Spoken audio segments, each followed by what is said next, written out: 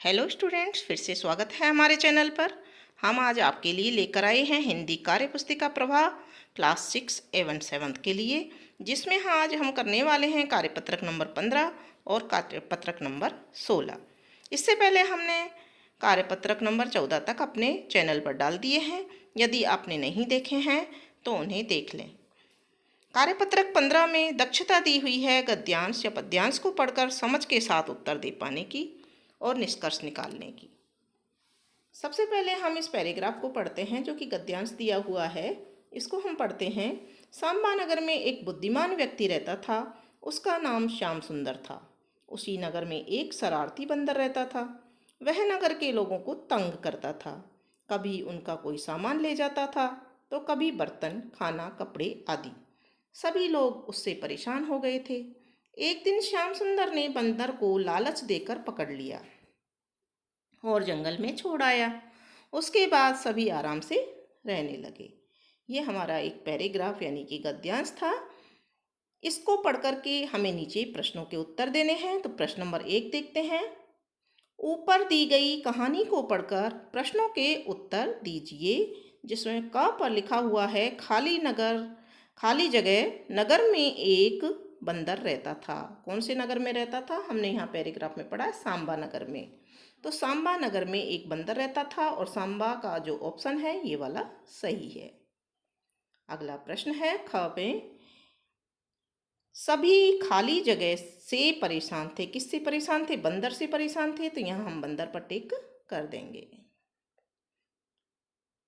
प्रश्न नंबर 2 है, नीचे दिए गए शब्दों में से उचित शब्दों का प्रयोग करके रिक्त स्थान को भरिए। यहाँ पर कुछ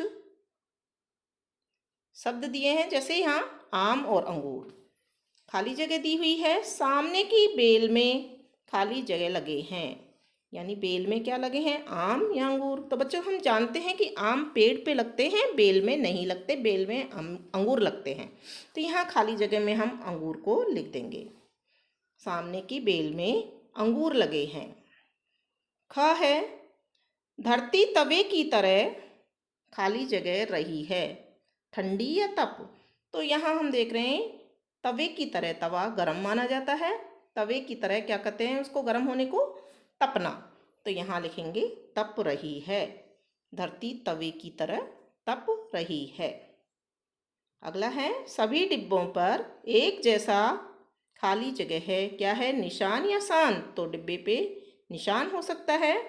तो सब यहाँ पर हम खाली जगह में निशान भर देंगे और सेंटेंस बन जाएगा, सभी डिब्बों पर एक जैसा निशान है। अगला है, लोमड़ी खाली जगह जानवर है। मूर्ख जानवर है, चतुर? तो हमने कहानियों में भी पढ़ा है, बहुत सारी इंग्लिश की कहानियाँ, हिंदी की कहानियाँ पढ़ी हैं आपने, चतुर लोमड़ी के नाम से, चालाक लोमड़ी के नाम से। तो यहाँ आ जाएगा चतुर लोमड़ी चतुर जानवर है। प्रश्न नंबर 3 है, बुद्धिमान व्यक्ति का क्या नाम था?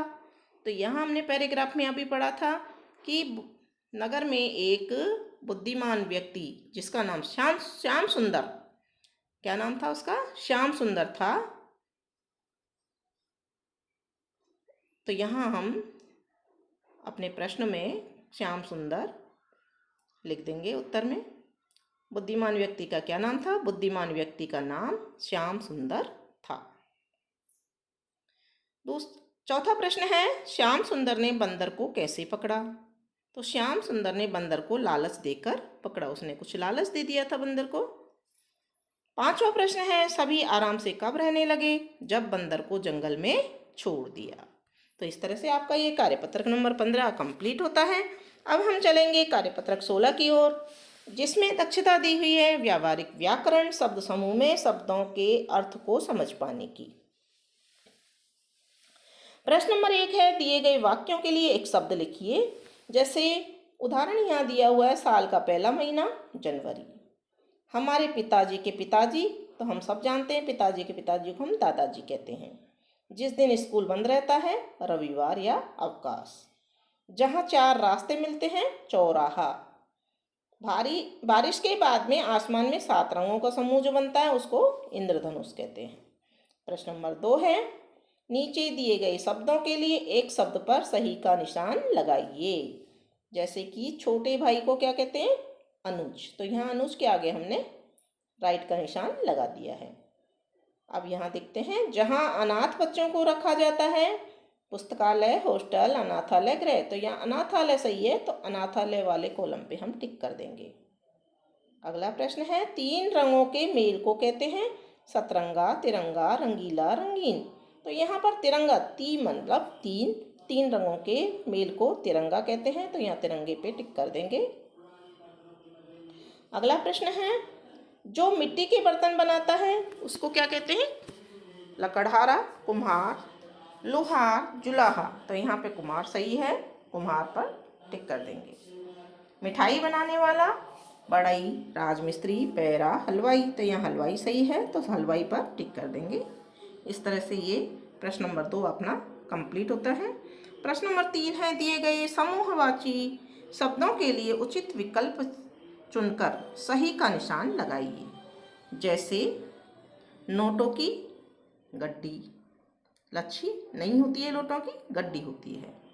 पर्वतों की कड़ियाँ होती हैं श्रृंखला, तो यहाँ श्रृंखला सही है, पर्वतों की श्रृंखला होती है। फूलों का टुकड़ी या गुलदस्ता होता है, तो गुलदस्ता पर टिक कर देंगे। लोगों की भीड़ होती है, जोड़ी नहीं होती है, तो ये गलत है। भीड़ पर हम टिक कर देंगे। लोगों की भीड़।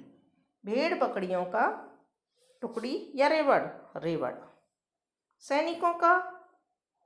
सैनिकों की झुंड या टुकड़ी, तो टुकड़ी, सैनिकों की टुकड़ी।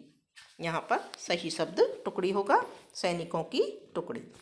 इस तरह से ये हमारा प्रश्न नंबर 3 पूरा होता है। और इसी के साथ ही कार्यपत्रक नंबर 16 भी कंप्लीट होता है। तो यहाँ हमने 15 और 16 कार्यपत्रक देखे हैं। आगे की कार्यपत्रक देखने के लिए जुड़े रहिए हमारे चैनल से। वीडियो पसंद आने पर लाइक ज़रूर करें, शेयर करें और दोस्तों के साथ सब्सक्राइब करें।